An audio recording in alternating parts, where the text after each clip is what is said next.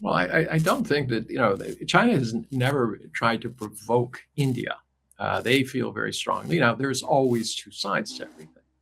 But within China, I mean, India is not something that comes up every day.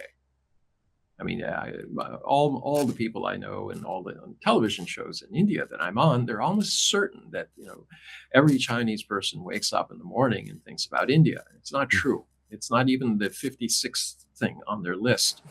It's just not discussed on a daily basis. Only when something appears in the news does it come up. Well, you go back 10, 15, 20 years ago, I mean, India was on a high note.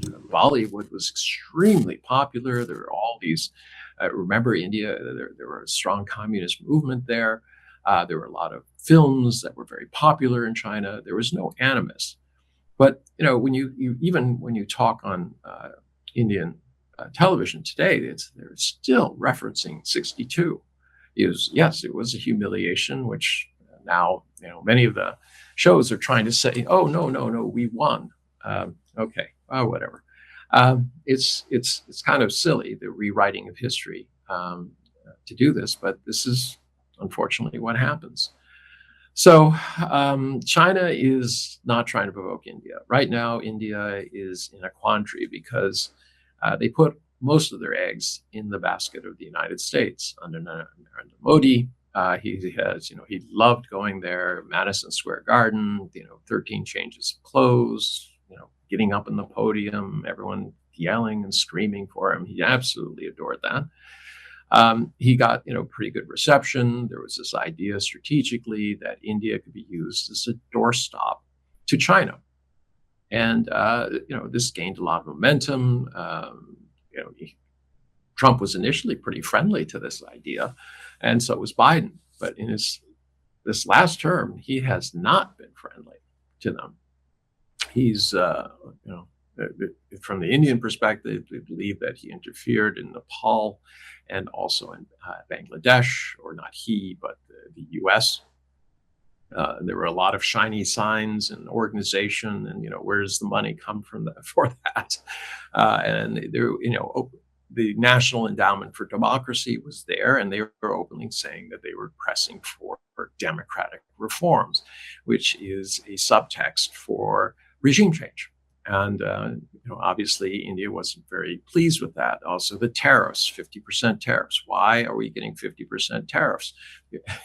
They couldn't understand that. So they keep getting backhanded by Washington and by Trump, and they don't. They're in the mind of, for instance, Jay Shankar. He's just like, well, just hold on. There'll be a new administration, and then it'll be lovey-dovey again, and we'll be the prodigal son, and we will stand for them. But I always ask my Indians, do you really want to stand with the people who raped you? I don't know how else you do it. The colonial powers didn't come to India because they wanted to help you. They came when the entire area, India and Pakistan, represented 24% of the world's GDP. And when they left, 4%. That to me is definition of raping and robbing. East India Company and the British, they said they brought trains and civilization. Actually, they just took everything that wasn't nailed down. And then they created this legacy of pomposity that they somehow made these countries what they are today. Well, what they are today is not in good economic shape. They're suffering from what I believe is the aftershocks of, Stockholm syndrome. And hopefully that will change. But, it'll depend on each country. It's not for other countries to decide how countries govern themselves. That is something that has to come from within.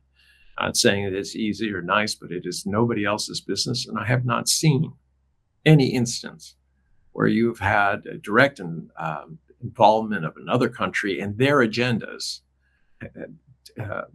helping or making the situation better.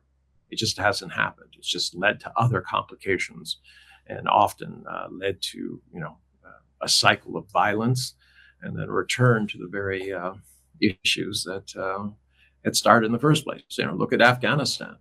30 to 40,000 mujahideen, Taliban were able to chase out the combined forces of 350,000 Afghan army and also the U.S. Presence there.